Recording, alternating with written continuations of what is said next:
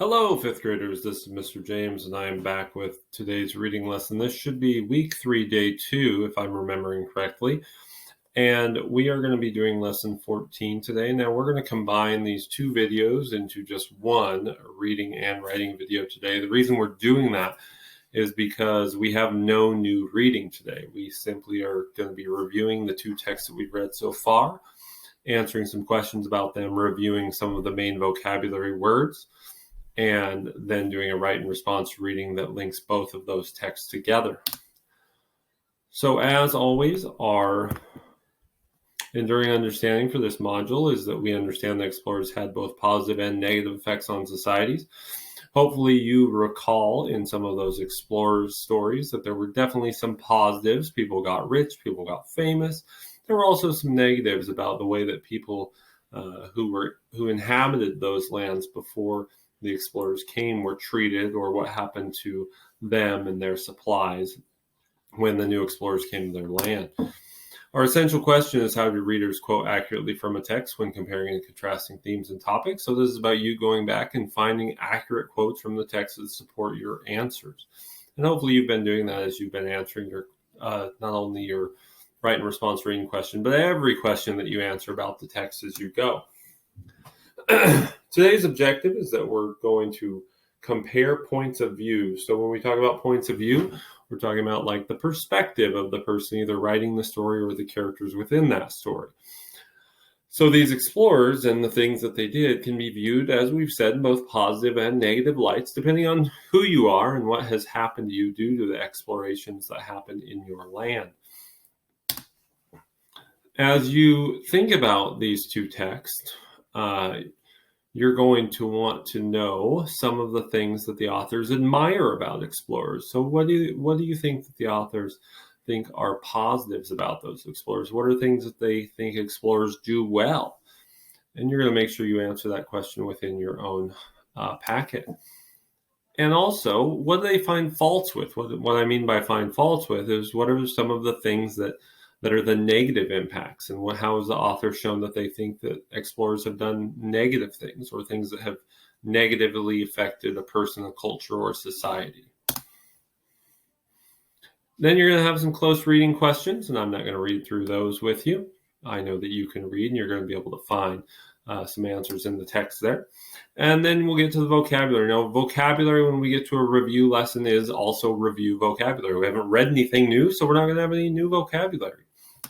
So one of the words that we had earlier was the word territory. And if you can remember back, this was in the explorer's text, that it is a noun, and it means an area or a piece of land. And we talked about how terra actually means earth or land, and that territorial means someone who is, it's an adjective describing somebody who really wants to keep their land to themselves, wants to keep it from other people. That would be a territorial person. They don't want to share it. They don't want people coming on their land. They're very territorial.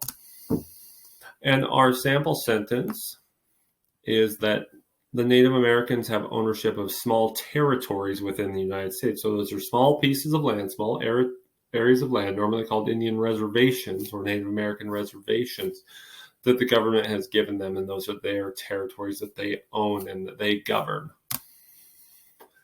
Our next vocabulary word, I forgot, make sure that you write your own sentence right now, and not the same one that you wrote before, but a new one for the word territory. Our next word is the word catastrophe, and catastrophe is a noun, and it's found on page 19 in the same text, the explorer's text.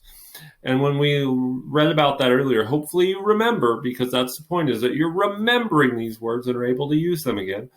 Is it something that is a catastrophe, is a disaster, or it's something devastating? Or we might be able to use the adjective form, and it is something catastrophic. If there's a huge accident that happens, that's catastrophic. We are in the middle of a catastrophic pandemic. It is something that is disaster to the whole world. Pan means whole world or earth. And so pandemic means that it's something that is catastrophic, that's happening to the whole world. My sample sentence, as before, was the tsunami that hit Japan was a global catastrophe that affected people all over the planet. So that was catastrophic or a catastrophe. And our final word is the word pompous, and pompous was found in Pedro's journal. And we talked about how pompous means pretentious, self-important, arrogant, and morphological link is the word pomp. You may have heard like Pomp and Circumstance. That's what they play. That's the song that they play when people go to graduate. And that's also related to the word pompous. And it's when things are important. Somebody who thinks they're arrogant. Somebody who is sort of cocky, maybe. And so the pompous king took the stage and demanded applause from the audience. He demanded that applause because he was so important.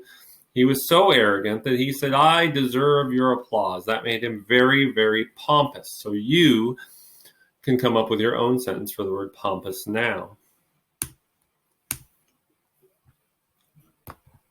And as we look at the two texts for our right and response to reading, we're going to write a paragraph that explains how the text structure of either Explorers, Triumphs, and Troubles or Pedro's Journey helps the reader better understand the author's purpose.